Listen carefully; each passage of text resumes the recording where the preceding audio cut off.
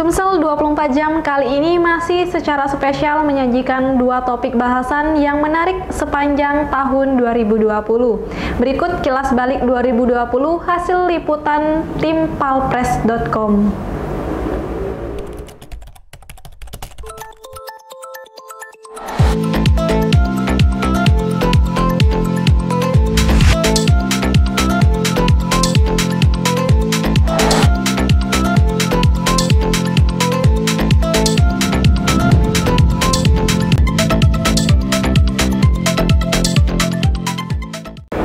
Buntut dari pengesahan rancangan Undang-Undang Cipta Kerja atau Omnibus Law pada 5 Oktober lalu, berimbas pada gelombang aksi unjuk rasa besar-besaran di Indonesia termasuk di Sumatera Selatan.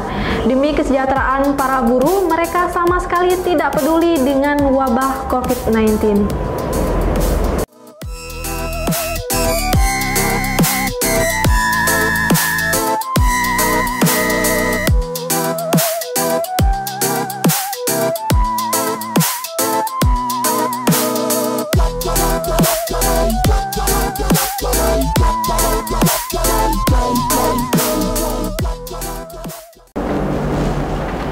Iya, ribuan buruh bersama mahasiswa turun ke jalan melakukan aksi penolakan rancangan Undang-Undang Omnibus Law di depan kantor DPRD dan kantor Gubernur Sumsel.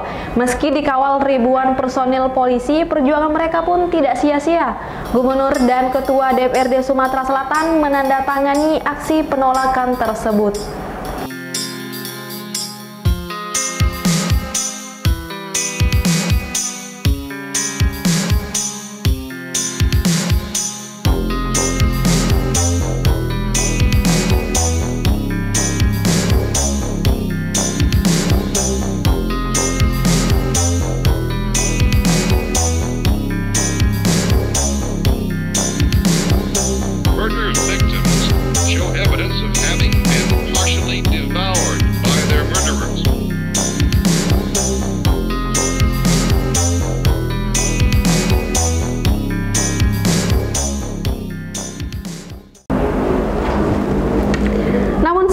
Aksi penolakan ini diwarnai anarkisme dengan merusak kendaraan polisi. Hasilnya anggota menahan 12 orang dan kini sudah ditetapkan sebagai tersangka. Dalam pengawalan keamanan, anggota polisi pun bersikap aktif terhadap peserta demo. Ratusan orang sempat ditahan karena diduga hendak anarkis dan baru dibebaskan keesokan harinya.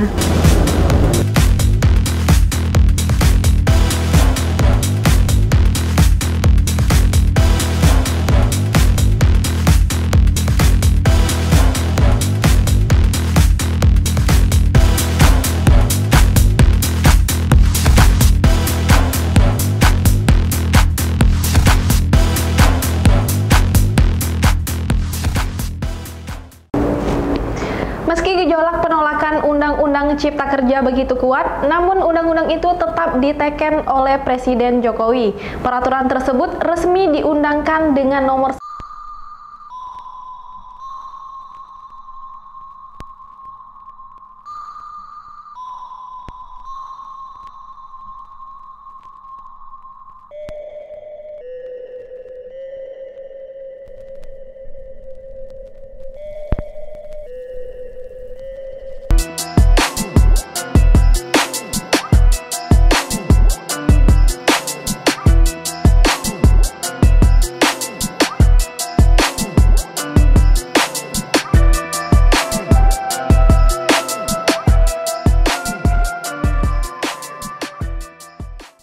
bahasan kilas balik 2020 Sumsel 24 jam selanjutnya mengenai pemilihan kepala daerah serentak di Sumatera Selatan.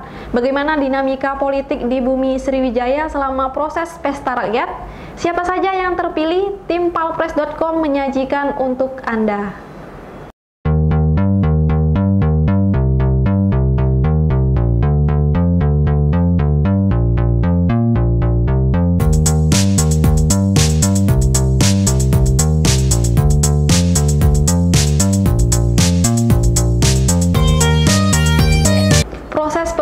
Kepala daerah di tengah tengah pandemi sempat menjadi kekhawatiran bagi sejumlah kalangan. Wajar sih penularan COVID-19 yang begitu cepat, dikhawatirkan proses pilkada ini berpotensi menjadi klaster baru. Untuk di wilayah Sumatera Selatan, ada 7 kabupaten yang menggelar pesta rakyat dalam memilih calon pemimpin mereka untuk 5 tahun ke depan secara serentak pada 9 Desember kemarin. Seperti apa pemilihan kepala daerah di 7 kabupaten ini? Berikut hasil rangkuman tim Sumsel 24 jam.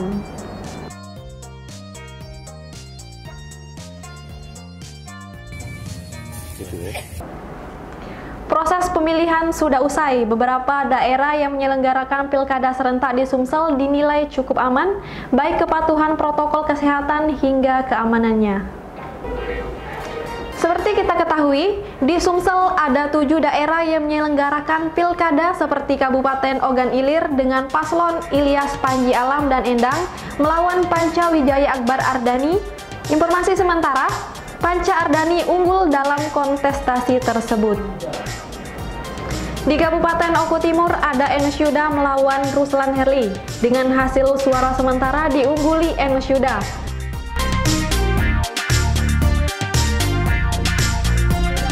Kemudian Kabupaten Muratara ada 3 paslon berkompetisi, yakni Depi Suhartoni Inayatullah, Syarif Hidayatullah Surian, dan terakhir paslon dari jalur persorangan yakni Akis Ropi Ayub dan Baikuni.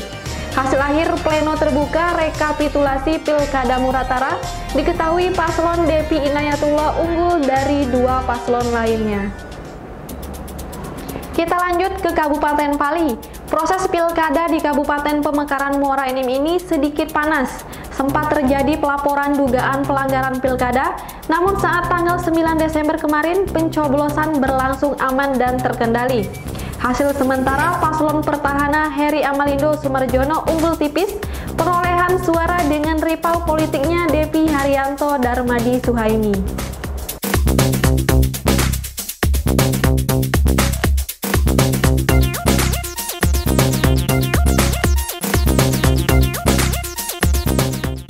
Dan terakhir, paslon di 2 kabupaten yang melawan kota kosong berhasil menang. Seperti Kabupaten Oku Selatan ada paslon Popo Ali Solihin Abu Asir, dan Oku ada paslon Kuryana Aziz Johan Anwar. Namun baru saja menang, Johan Anwar ditahan KPK karena diduga tersandung kasus korupsi lahan pemakaman umum saat menjabat Wakil Ketua DPRD Oku tahun 2013 silam.